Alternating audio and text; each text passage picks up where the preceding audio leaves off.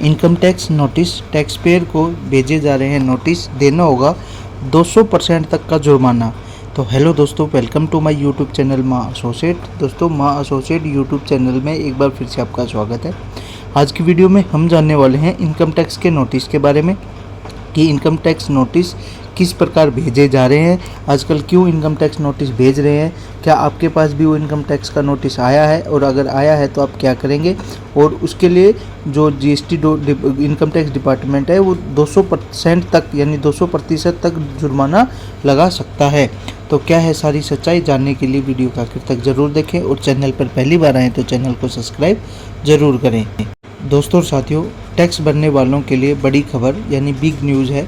Income tax विभाग ने tax payer के खिलाफ एक बड़ा कदम उठाया है। अगर आपकी कमाई की गलत रिपोर्ट पाई गई तो विभाग के पास 200% तक का जुर्माना लगाने का अधिकार है। इनकम टैक्स रिटर्न यानी आईटीआर दाखिल करने की समय सीमा 31 जुलाई 2023 को ख़त्म होने के बाद टैक्स डिपार्टमेंट यानी कथित तौर पर टैक्स जो बचने के लिए फर्जी किराया रसीदों का उपयोग करने वाले करदाताओं से निपटने के लिए कदम उठाए हैं। यानी जो अपनी डिक्लेरेशन है या अपनी डिटेल्स हैं वो फर्जी या गलत लेकर और उनका फ़ायदा जिन्होंने उठाया है उनके लिए अपडेट सामने आई है। एक्सपर्ट्स का कहना है कि अगर गलती पाई जाती है तो विभाग के पास गलत रिपोर्ट की गई आय पर लागू कर 200% तक का जुर्माना लगाने का अधिकार है। आयकर है अधिनियम मकान किराया भत्ता यानी एचआरए का डोनेशन के संबंध में छूट की कटौती देता है। एचआरए से ऐसी छूट का दावा जो करने के लिए कई बार टैक्स पेयर नकली किराया रसीद सहारा भी लेते हैं, जिसके बाद किराया रसीद या डोनेशन की गलत कटौती की वजह से नोटिस में वैध दस्तावेज, किराए की पेमेंट प्रूफ या दिए गए डॉक्यूमेंट्स का प्रूफ मांग सकते हैं। स्थितियों में मानी जाती है इनकम टैक्स की गलत रिपोर्ट, तथ्यों को गलत तरीके से प्रस्तुत करना या छिपाना, दस्तावेजी साक्ष्य रूप समर्थन न होने वाले व्यय का दावा या जो अकाउंट बुक में किसी गलत एंट्री दर्ज कराना या गलत रिपोर्ट माना जाता है। इसलिए इस तरह की कम रिपोर्ट पर देकर 200% के बराबर राशि का जुर्माना लगाया जाता है। डीवीएससी एडवांटेज के स्थापक और सीईओ दिवाकर विजयसारथी ने सहयोगी चैनल CNBC टीवी 18 को दिए बयान में कहा है कि आय पर धारा 270A के तहत शुल्क लगाया जा सकता है।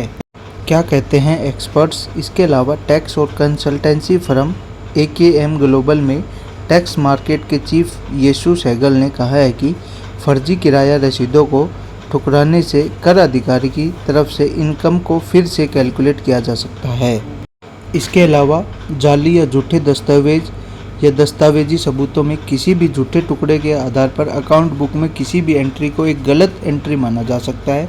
अगर कार्रवाई के दौरान इसके पता चलता है तो धारा 271 AAD के तहत 10,000 रुपये का जुर्माना, कर चोरी का दंड भी दिया जा सकता है।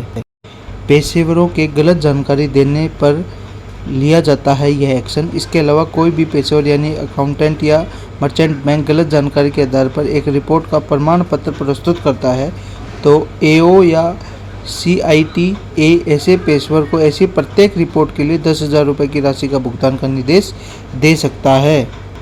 तो दोस्तों साथियों, ये थी आज की छोटी सी जानकारी। आशा करता हूँ आपको ये जानकारी अच्छी लगी होगी। फिर भी आपकी कोई क्यूरी है तो आप हमें कमेंट बॉक्स में कमेंट कर सकते हो, तुरंत प्रभाव से उसका रिप्लाई किया जाएगा। और अगर आपने भी इनकम टैक्स में ऐसे गलत और फर्जी तरीके से अगर छूट ली है तो अगर अभी भी ले ली तो कोई बात नहीं, लेकिन नेक्स्ट टाइम से ऐसा बिल्कुल भी ना करें, क्योंकि नेक्स्ट टाइम इससे सख्त रूल ही आने वाले हैं, कम नहीं होने वाले हैं। तो आपको बड़ी दिक्कत होगी और आपको नोटिस भी आएगा और आपको परेशान भी होना पड़ेगा। इसलिए जो डॉक्यूमेंट्स आपके पास हैं आप उसी के साथ रखें और उन डॉक्यूमेंट्स को संभाल के रखें। तो दोस्तों साथियों, यही थी आज की छोटी सी जानकारी। जय हिंद, जय भारत, धन्यवाद।